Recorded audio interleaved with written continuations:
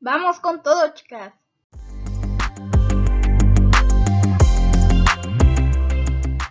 Bienvenidos y bienvenidas, amigas de Eureka, a esta nueva sesión. Ya estamos en las últimas sesiones para responder todo el examen muestra CBI de la UAM. Vamos a continuar con esta sesión número 12.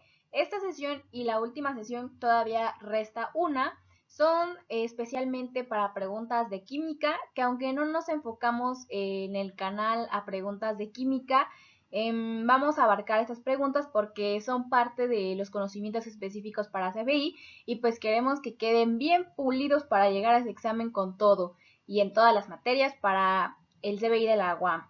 Entonces, pues vamos a darle a las preguntas de química. Aparear electrones para formar un enlace es una expresión que quiere decir, vamos a recordar lo que nos enseñaban en nuestras clases de química sobre las configuraciones electrónicas. Recuerden que cuando vamos a armar una configuración electrónica de algún elemento, lo que hacemos es aparear electrones, es decir, contar el número de electrones que hay y dividirlos de acuerdo a la configuración 1s2, 2s2, 2p4, etc. Entonces, lo que se hace pues es poner en una línea, primero llenamos los espines que van hacia arriba. Recuerden que el tipo de giro es, también lo llamamos spin, que puede ser hacia arriba, lo denotamos con flechas hacia arriba o con flechas hacia abajo.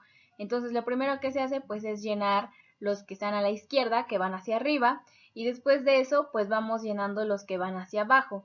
Al juntar esos dos espines, lo que estamos haciendo es aparear los electrones.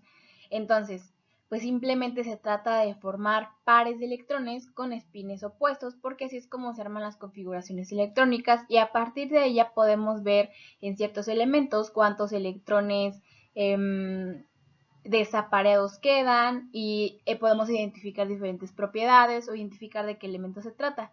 En este caso, para aparear los electrones, simplemente hay que juntar dos de espines diferentes. Y por lo tanto aquí ya tenemos la respuesta correcta que está en el inciso B, formar pares de electrones con espines opuestos. Y nos vamos con la pregunta número 112 que nos dice, en general las electronegatividades de los no metales son. Vamos a recordar que ya habíamos visto en un video anterior cómo es que la electronegatividad en la tabla periódica crece o decrece. La electronegatividad vista desde la tabla periódica va a crecer siempre de izquierda a derecha y también de abajo hacia arriba, como habíamos visto en uno de los videos anteriores. En este caso tenemos la tabla periódica segmentada por colores para poder identificar más fácil y de manera gráfica dónde están los metales, los no metales, los metaloides. Aquí simplemente estamos hablando de metales y no metales. Los metales que están en color amarillo y los no metales que son los que están en color gris. Vamos a observar que los no metales siempre están hasta la derecha de la tabla. Y así es como crece también la electronegatividad. Por lo tanto, los no metales, que son los grises, que son los que están hasta la derecha de la tabla, siempre van a tener electronegatividades mayores que los metales. Incluso si nos fijamos en este elemento, el número 1, que pertenece a los no metales, que está indicado en color gris, aunque es un elemento que está hasta la izquierda de la tabla, que es como el nivel más bajo de electronegatividades de acuerdo a las flechas, pues también es el que está hasta arriba, siempre está por encima de todos los amarillos que son los metales. Entonces ese elemento también va a ser más electronegativo que todos los metales, que son los amarillos. Y pues lo mismo ocurre con los que están hasta la derecha. Por estar solamente hasta la derecha de la tabla, pues ya vimos que como la electronegatividad crece de izquierda a derecha, pues siempre van a ser más electronegativos que todos los amarillos que se quedan del otro lado de la tabla, que en este caso corresponden a los metales. Y por lo tanto aquí ya podemos concluir que las electronegatividades de los no metales son mayores que las de los metales y nos quedamos con el inciso E. Y ahora nos vamos a la pregunta 113 que nos dice, el enlace oxígeno-oxígeno en el peróxido de hidrógeno o agua oxigenada es. Vamos a poner atención primero en lo que nos están preguntando. Nos están hablando del peróxido de hidrógeno o también llamada agua oxigenada, pero simplemente nos están pidiendo qué tipo de enlace forman los dos elementos de oxígeno que hay en esta fórmula química. No tenemos que hablar del enlace de toda esta fórmula de peróxido de hidrógeno. Solamente tenemos que fijarnos en el enlace que forman los dos elementos que en este caso son oxígeno. Y vamos a recordar que cuando tenemos dos elementos no metálicos, como en este caso el oxígeno es un elemento no metálico, tenemos normalmente enlaces covalentes porque solamente van a compartir sus electrones.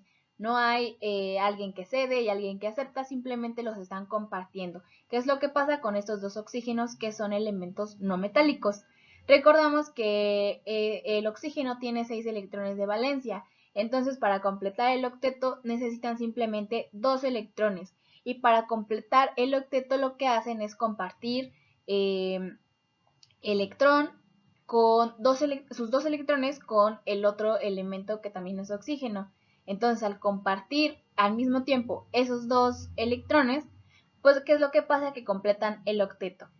Pero recordemos que como es covalente, por eso es que nada más los comparten. En este caso de especial del oxígeno-oxígeno, tenemos un enlace covalente doble, porque como ya hemos visto, están compartiendo los dos electrones al mismo tiempo. Pero eso no es lo que nos preguntan, simplemente nos están preguntando qué tipo de enlace en general es y pues por lo tanto nosotros respondemos que es un enlace covalente que corresponde al inciso C. Nos vamos a la siguiente pregunta que nos dice, en una reacción de óxido-reducción, el elemento que gana electrones es el... Vamos a recordar esta reacción, donde tenemos dos elementos, uno que se oxida y otro que se reduce. El que se oxida es el que pierde electrón y el que se reduce es el que gana el electrón. Para aprender un poco más fácil esto, yo siempre lo asocio con los nombres que de alguna manera son nombres contrarios, porque al ver los nombres y ver que uno se reduce, pues lo primero que piensas es que el que se reduce es el que pierde electrones, pero en realidad están como de alguna forma inversos esos nombres. Yo lo veo de esa forma, el que se reduce, si yo creo que es el que perdería uno, pues en realidad es el que gana un electrón. Y por el otro lado, pues ya simplemente deduces que el que se oxida, pues es el que pierde. Y en este caso nos preguntan que el elemento que gana electrones es el, en este caso lo llaman reductor, que está en el inciso C y por lo tanto la respuesta correcta es el inciso C. Vamos a ver que los otros incisos no tienen razón de ser. En el A tenemos neutro, en el B tenemos un catión, el C pues es el contrario, el oxidante, aquí simplemente pues hay de dos, es el que se oxida o el que se reduce, porque desde el principio ya te dicen que es una reacción de oxido-reducción. Entonces pues hay que aprender bien esos términos para que no se vayan a confundir el día del examen, porque pues aquí esta es una pregunta un poco sencilla porque tiene 50% de probabilidad de que estés bien y 50% de que estés mal porque simplemente hay dos respuestas posibles y pues por lo tanto hay que poner mucha atención. Nos quedamos con el inciso D, que es el correcto. Y nos vamos con la última pregunta para este video que nos dice, en el siguiente compuesto el estado de oxidación del manganeso es... Vamos a recordar que tenemos que hacer algunos cálculos a través de la fórmula que nos dan para balancear de alguna forma esta fórmula, porque los estados de oxidación los podemos obtener directamente de los números que aparecen en la tabla periódica para los elementos. Por ejemplo, para el potasio, el estado de oxidación que puede tomar el único número de estado de oxidación es 1. Por lo tanto, al potasio le vamos a asignar un valor que es 1 positivo. Por otro lado, para el oxígeno, también en la tabla periódica podemos observar que puede tomar ciertos valores de estado de oxidación, como el -2. Pero en la fórmula nos están diciendo que tenemos 4 átomos de oxígeno, que es este 4 que está como subíndice en la fórmula química. Entonces, al decir que tenemos 4 átomos de ese elemento, hay que multiplicar el estado de oxidación por el número de átomos, es decir, el estado de oxidación -2 por 4 átomos, y eso nos da un total de -8. Entonces, el único elemento que nos queda analizar es el manganeso.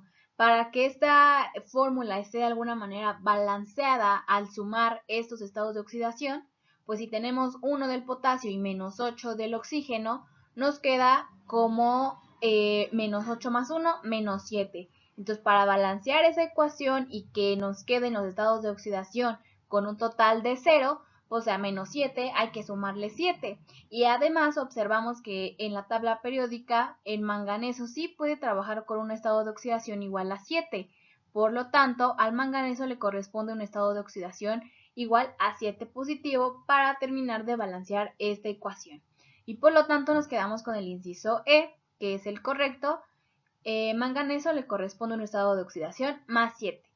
Y con este ejemplo es como terminamos el video de hoy. Todavía tenemos una sesión más para CBI que incluye varias cosas de química. Espero que hayan aprendido mucho y que cualquier duda que tengan nos la dejen en los comentarios para que nosotros podamos intentar resolvérselas y que no se queden con ninguna duda para que lleguen muy filosos el día del examen. Gracias por vernos y nos vemos en el próximo video.